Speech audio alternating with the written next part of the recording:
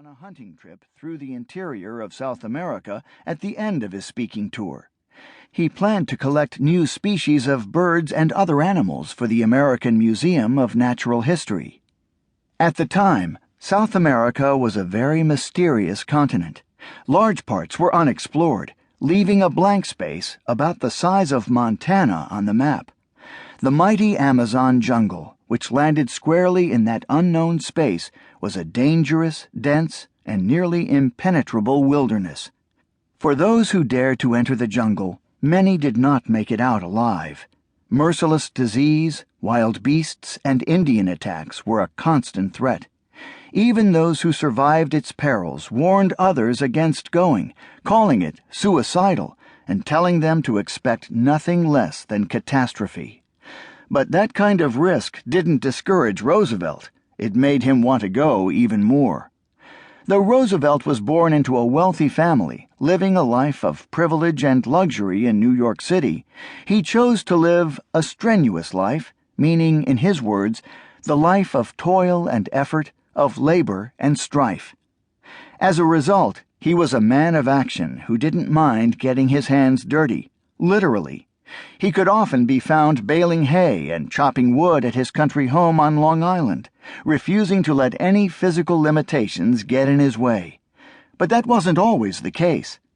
Roosevelt would grow up to be as fit as a bull moose, but when he was a child, he was very sickly, frail, and nervous. In fact, his parents didn't expect him to live long. As a child, Roosevelt suffered from acute asthma, a respiratory disease that caused his airways to constrict, making it difficult for him to breathe. If he was unlucky, an asthma attack could lead to suffocation. At the time, doctors didn't know what caused these attacks, and there wasn't any medicine that could help. All Roosevelt could do was stay in bed, propped up on pillows, feeling like he was being strangled as he coughed, wheezed, and gasped for breath.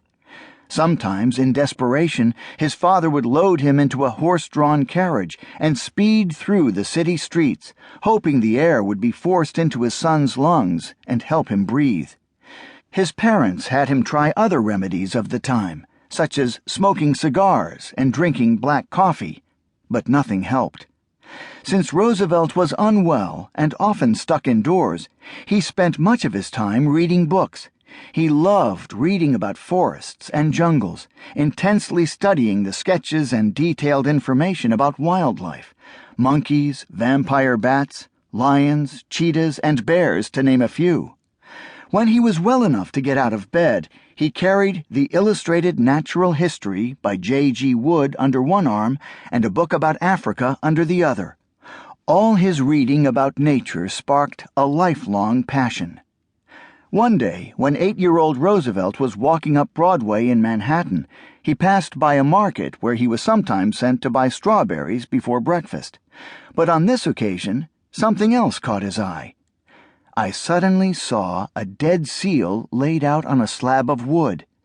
I asked where it was killed and was informed in the harbor. As long as that seal remained there, I haunted the neighborhood of the market day after day, Roosevelt recalled. Even though Roosevelt didn't have a tape measure, he used a pocket ruler to take the measurements of the seal, a rare find in New York City. He carefully wrote down the measurements in a notebook, just like a naturalist who studies animals and plants. He was eventually given the seal's skull, and he and his cousins displayed it in his bedroom closet, which he called the Roosevelt Museum of Natural History. This marked the beginning of Roosevelt's collection of wildlife specimens. Soon, the Roosevelt Museum displayed tadpoles, bugs, bird nests, and more animal skeletons. Roosevelt's notebook became filled with detailed descriptions of the physical characteristics and habits of the wildlife he observed. In a short while, the collection of wildlife specimens expanded beyond his closet. He brought home an assortment of live animals, too.